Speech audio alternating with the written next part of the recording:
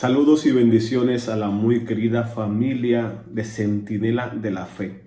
Una ocasión más para compartir la palabra de Dios que la iglesia todos los días nos ofrece en el marco de su liturgia diaria. Vamos a proclamar en este día el Evangelio de San Marcos, en el capítulo 5, versículo del 1 al 20, deseando que Dios nuestro Padre, que nos regala esta palabra, nos ilumine en este día y nos permita la gracia de vivirla y dar testimonio. En aquel tiempo Jesús y sus discípulos se llegaron a la otra orilla del mar, a la región de los Gerasenos. Apenas desembarcó, les salió al encuentro de entre los sepulcros un hombre poseído de espíritu inmundo, y es que vivía entre los sepulcros, ni con cadenas podía ya ser sujetado. Muchas veces lo habían sujetado con cepos y cadenas, pero él rompía las cadenas y destrozaba los cepos, y nadie tenía fuerza para dominarlo. Se pasaba el día y la noche en los sepulcros y en los montes, gritando e hiriéndose con piedras. Viendo de lejos a Jesús, echó a correr, se postró ante él y gritó con voz potente: ¿Qué tienes que ver conmigo, Jesús, Hijo de Dios Altísimo? Por Dios te lo pido, no me atormentes. Porque Jesús le estaba diciendo: espíritu inmundo, sal de este hombre. Y le preguntó: ¿cómo te llamas? Él respondió: me llamo Legión, porque somos muchos. Y le rogaba con insistencia que no lo expulsara de aquella comarca. Había cerca una gran piara de cerdos paseando en la falda del monte. Los espíritus inmundos le rogaron: envíanos a los cerdos para que entremos en ellos. Él se lo permitió. Los espíritus inmundos salieron del hombre y se metieron en los cerdos. Y la piara, unos 2000, se abalanzó al acantilado bajo el mar y se ahogó en el mar. Los porquerizos huyeron y dieron la noticia en la ciudad y los campos. Y la gente fue a ver qué había pasado. Se acercaron a Jesús y vieron al endemoniado que había tenido la legión sentado, vestido y en su juicio, y se asustaron. Los que lo habían visto les contaron lo que había pasado al endemoniado y a los cerdos. Ellos les rogaban que se marchase de su comarca. Mientras se embarcaba, el que había estado poseído por el demonio le pidió que le permitiese estar con él. Pero no se lo permitió, sino que le dijo: vete a casa con los tuyos y anúnciales lo que el Señor ha hecho contigo y que ha tenido misericordia de ti. El hombre se marchó y empezó a proclamar por la Decápolis lo que Jesús había hecho con todos, lo que Jesús había hecho con él. Todos se admiraban. Palabra del Señor. La centralidad del texto del Evangelio de hoy está la sentencia que Jesús hace, invitando al endemoniado a testificar lo que ha pasado con él. Vete a casa de los tuyos y anúnciales lo que el Señor ha hecho contigo y que ha tenido misericordia de ti. Anunciar lo que el Señor ha hecho con él precisamente. Hago una breve pausa para luego regresar a este elemento.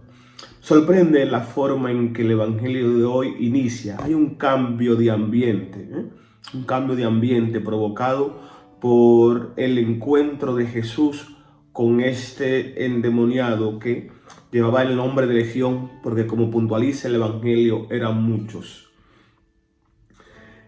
¿Dónde se da este cambio de situación? Cuando el evangelista comienza a narrar el Evangelio de hoy, vemos un ambiente de tosco, un tanto incómodo, pintando un escenario de furia, de rabia, de un poseído que, como bien dice el texto, nadie podía contra él. O sea, quien va leyendo el Evangelio y no ha contemplado que en la proximidad aparecerá Jesús, de seguro que sentirá un poco de temor.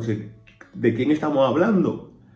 Y luego, cuando Jesús entra, vemos como el escenario comienza a cambiar. Aquel que era imposible de dominar ahora parece un gatito manso, decimos en Dominicana. Un gatito manso que está pidiendo perdón, que está pidiendo súplica, que está pidiendo que Jesús no le moleste. El furioso, y ahora la presencia de Jesús provoca con su autoridad que este demonio se postre. No olvidemos que al inicio del Evangelio de Marcos, cuando Jesús inicia su vida pública y comienza a hacer todas clases de milagros, se dice de Jesús que tenía poder sobre los espíritus inmundos. Pero también recordemos que en el mismo Evangelio encontramos que los espíritus inmundos reconocen quién es el Hijo de Dios. A propósito de eso, decíamos en días pasados la necesidad de que nosotros, superando los espíritus inmundos, reconozcamos en día a día al Dios Todopoderoso. La situación con este endemoniado nos hace recordar que entre nosotros está Jesús, el Hijo de Dios, y que para Él nada hay imposible, en tanto que es Dios Todopoderoso. Y que nuestras calamidades, nuestras heridas, nuestras crisis, nuestros tormentos, aquellas situaciones que nos llevan a perder el juicio, a perder la centralidad, a perder el camino, aquellas cosas que nos parecen imposibles porque parecen muy grandes para nuestra fuerza, Jesús la puede vencer, la puede borrar. Pero también hay un elemento que no podemos dejar, y es la comodidad que nos hace sentir la vida de pecado.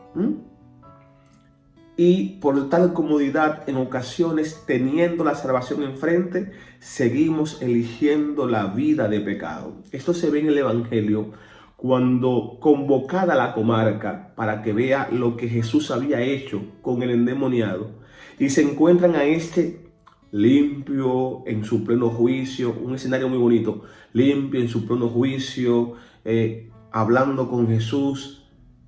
Ellos le piden a Jesús que se vaya de la comarca, que se vaya de la comarca, que siga su camino.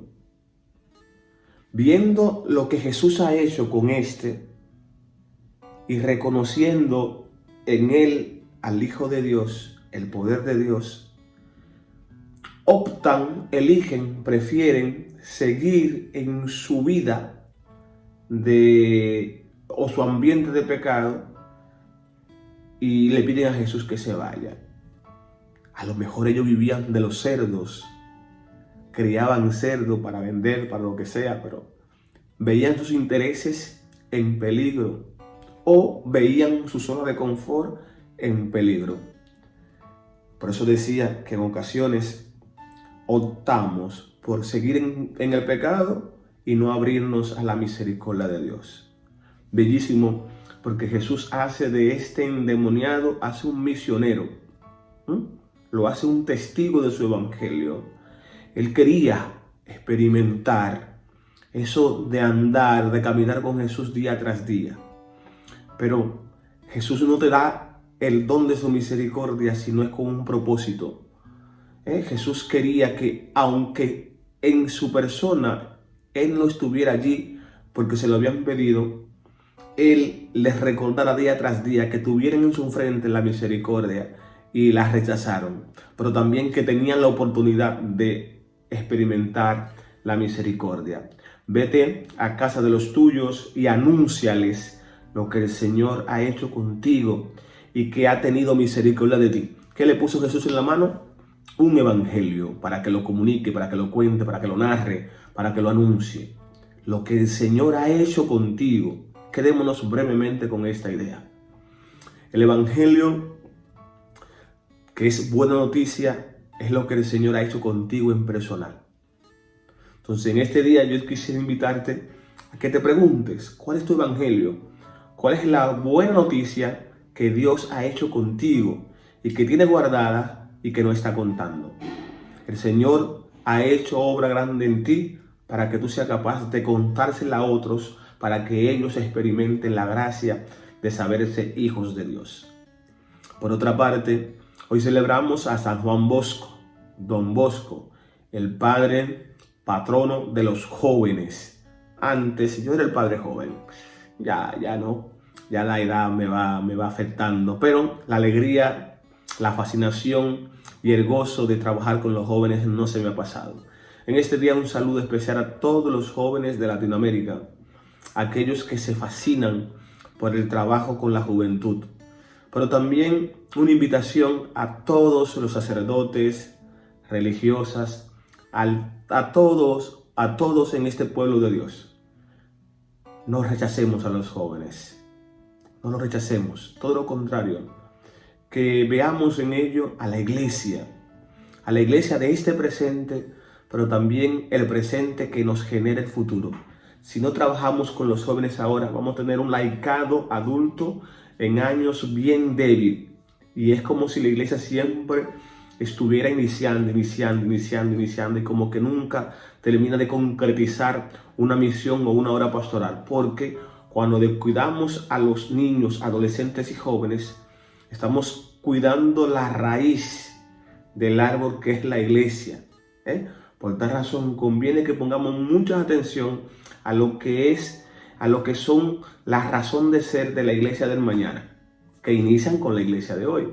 No estoy rechazando para nada a los laicos ya maduros, sino que esos laicos, junto a los sacerdotes y religiosas, comiencen a abrirle espacio para que los jóvenes se encuentren en la parroquia el lugar donde desarrollarse en su vida espiritual y en su vida de fe. San Pablo lo decía a Timoteo, que nadie te desprecie por ser joven. Y San Juan Bosco, solo me basta que sean jóvenes para amarle. Dios le bendiga, querida familia de Centinela de la Fe.